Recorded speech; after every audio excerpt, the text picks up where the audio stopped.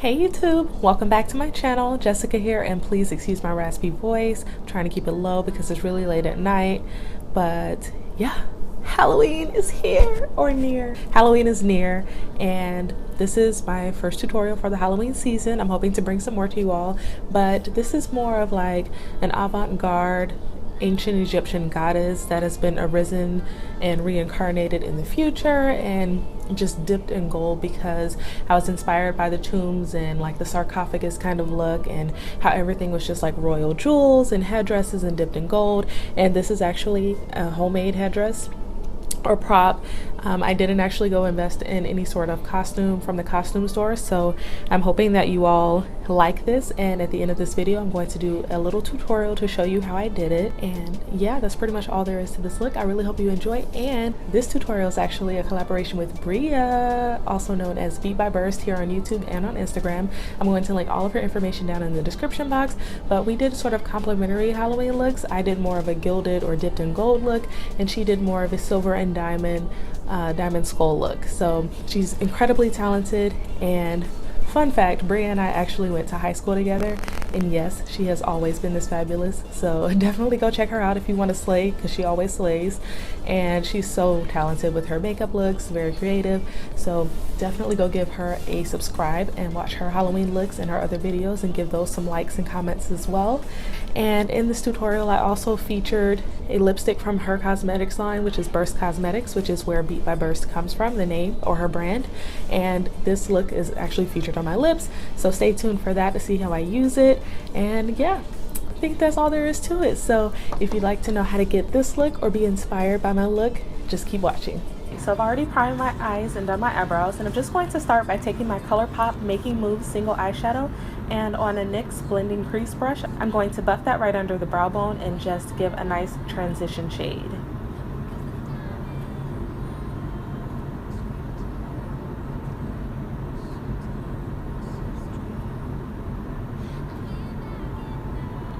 Now taking my MAC single shadow in the shade Swiss Chocolate, I'm going to take that same blending brush and apply the shade a little bit under the ColourPop shadow just to give some more depth leading up to the crease.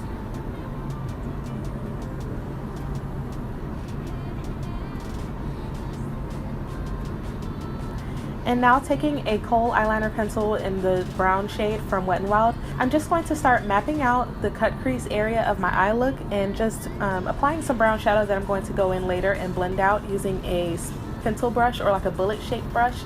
And I'm just going to go ahead and softly line where the cut crease is going to go, and then you'll see me go in with deeper shades later to give some more darkness and depth to that area.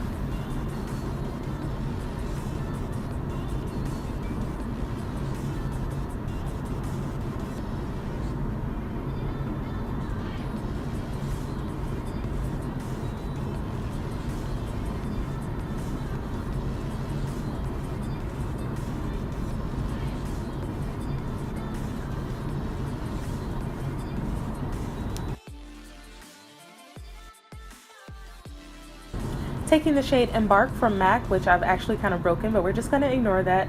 I'm going to go ahead and use an angled brush to go ahead and darken that cut crease that I mapped out. And later you'll see me go in with some more of that Embark shade to fill in the outer wing of that crease and the outer V of my eye, just to add in some of the colors that I'm going to layer on.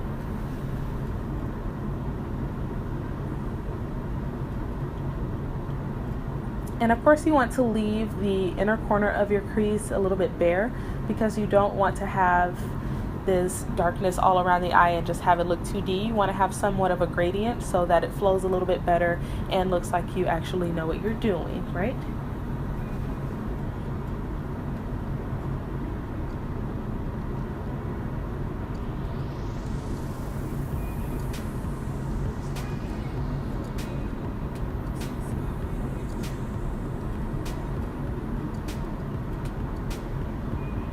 Now taking MAC's Carbon Shadow, I'm going to go ahead and deepen that outer V, and I'm mostly focusing it on the outline of the crease or the wing first, and then I'm going to go in and add some more of that carbon shade on the outer V just to deepen it some more, because I really like for it to be dark and really show up against my skin tone.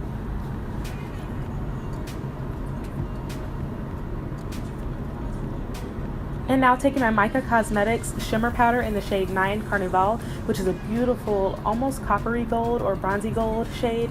And I'm going to take my little Wet n Wild flat brush and spray it with some Fix Plus, and then apply some of that mica powder onto my lid, and it just has the most beautiful application. But the only thing was I did notice there was some flaking once it dried, so I don't know if that was just an issue with how I applied it or if this powder does have a little bit of a fallout issue, but for the most part it stayed pretty consistent on my lid and I didn't have any patchiness at the end of my look.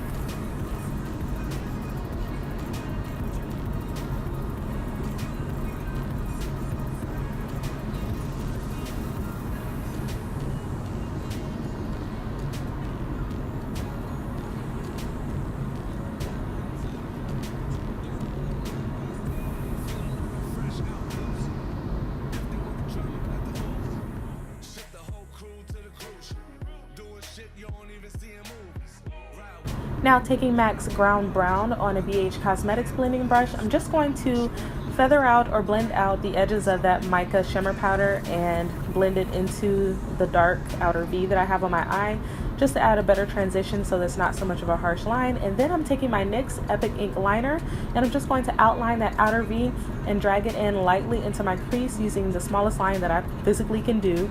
And I'm just going to deepen the outer V of that wing with the liner going over the MAC Carbon Shadow because I just wanted it to be really dark. So I just kept going on and layering on until I got it how I liked it. So just a little bit of that liner helps with the gradient effect on that outer wing that you have there.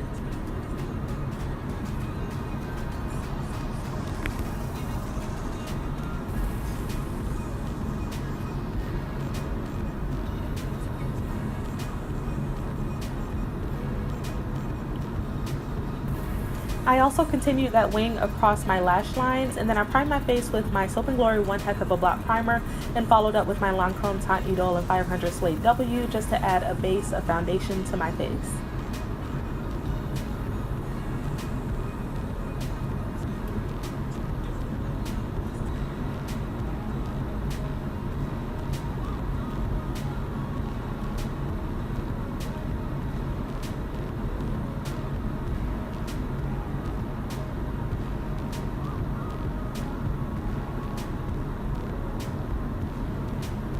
Now using my Tarte Shape Tape in the shade Deep, I'm just going to go ahead and apply some of that on my highlight areas. And that base I made was that I just noticed it had a perfume scent. I don't know why I didn't notice that before, but it's not an unpleasant scent. It just actually smells like a fragrance. But I'm just applying that onto my under eye area and then across the center of my face, down my nose, a bit on my forehead, and then the cupid's bow and chin. And I'm actually also going to apply it under my jaw, or actually under my cheekbones, just to reverse contour, and that's just going to help give me the most sculpted look I can get because I do have a bit of a round face. So I just wanted to look really sculpted and like a sculpture, more like the Queen Nefertiti vibes. And because my bone structure isn't exactly like that right now, I went ahead and tried to fake it with some makeup. Now just blending everything out with a beauty blender, and then you saw that I blended out my contour areas with my stippling brush or dual fiber brush, and the contour that I applied was my Anastasia stick foundation in the shade Earth, in case anyone was wondering.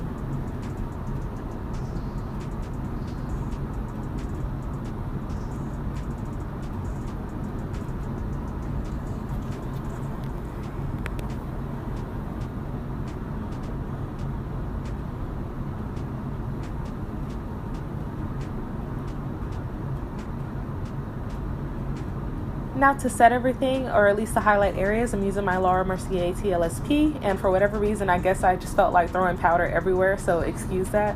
But yeah, we're just going to somewhat bake. I did apply a lot of powder, so I guess this would be baking for today. And then I made sure I went ahead and set that reverse contour area as well, just to make sure that was as sculpted as I could possibly get it. Then taking my Makeup Geek contour pan in the shade Scandal, I'm just going to go ahead and buff over with an angled contour brush a little bit of my contour powder just to further sculpt out my cheekbones. And then I applied this on my forehead as well to help minimize that area.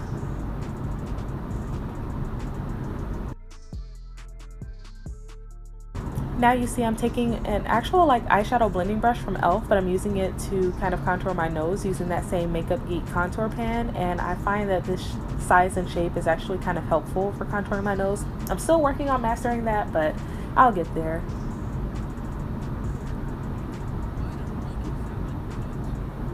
And now for blush, I'm taking my Black Radiance Baked Blush in the shade Toasted Almond, and I'm just going to apply that just above that contour area on my cheekbones.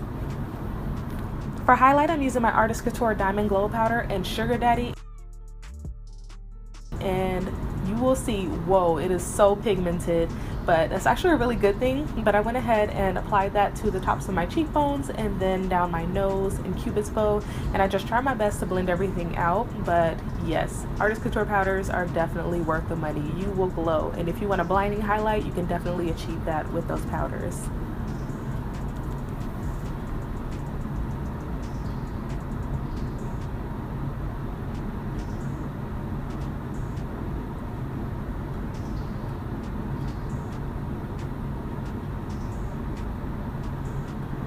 I'm also taking on a very small flat brush, a little bit of that Diamond Glow powder onto my brow bone, just to further define that brow bone area and give my eye a little bit more dimension as well.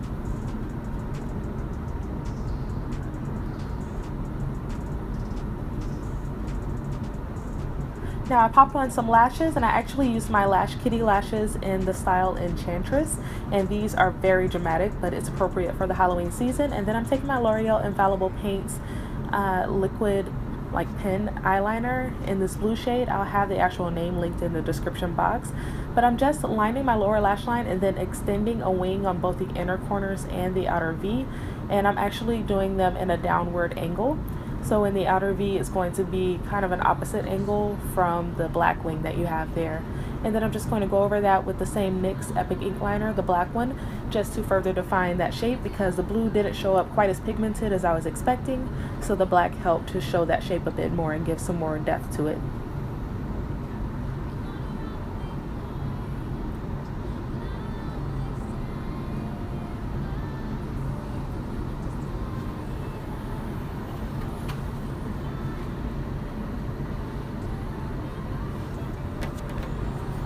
Now taking my Too Faced Better Than Sex mascara, I'm just applying that all over my lashes, and here you see what the eye look is looking like so far. Then taking that same Kohl eyeliner pencil, I'm actually just going to line my lips with it, even though it's not technically a lip liner. And I did a very wide lip line. First I defined it, and then I filled it in a bit, and then blended that out.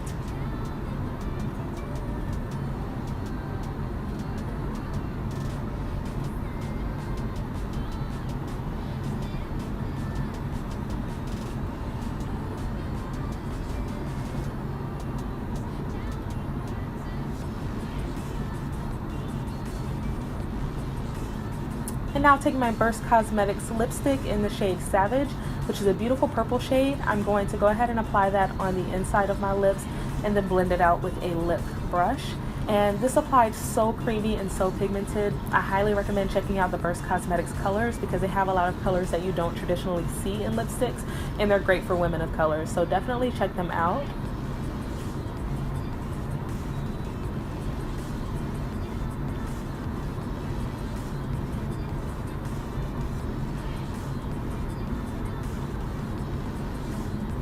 And now we have to lose this top to go ahead and do the body paint. So I'm using my Mehron gold powder and my mixing liquid from Mehron as well. And I mix the two together, and this is what they look like once they're mixed, a liquid gold form. And I'm just going to start applying that to my body. And ooh, it's so pigmented, and it was actually really cold. That's why I made that face. But I'm just going to go ahead and apply that all over my upper body just to look like I dipped myself in gold. And it dries in just a few minutes, and once it dries, it's waterproof and transfer proof for the most part. So you guys, I had tons of fun trying to wash this off, but it's very much so worth the money if you want to do any type of body paint. They have the metallic powders, like the metal powders, and they also have different colors of powders that you can mix with the mixing liquid. So if you want to play around with body paints, you can also use this on your face. I highly recommend Mehron for this.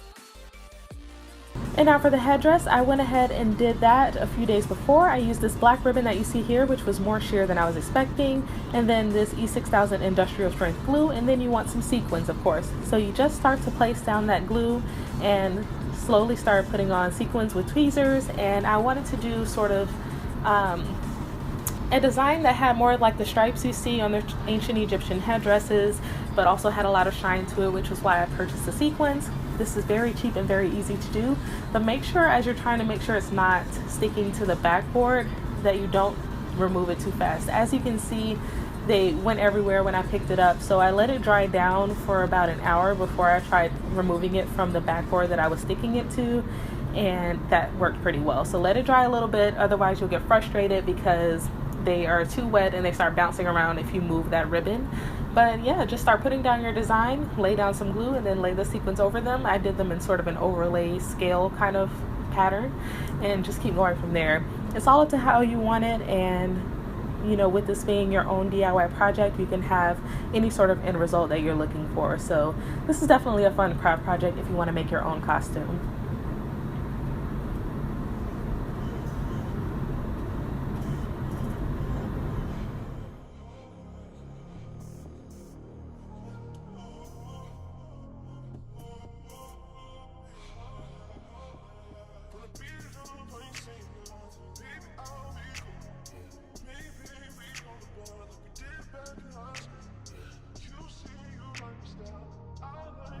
And once that's done, allow 24 hours for the glue to cure, and then you are good to go. That's all for this look. If you enjoyed it, leave me a big thumbs up and a comment, and I will respond to you all. I really appreciate you taking the time to watch this tutorial, and if you do try it, tag me on Instagram so I can see. And yeah, I'll see you all in the next video. Bye.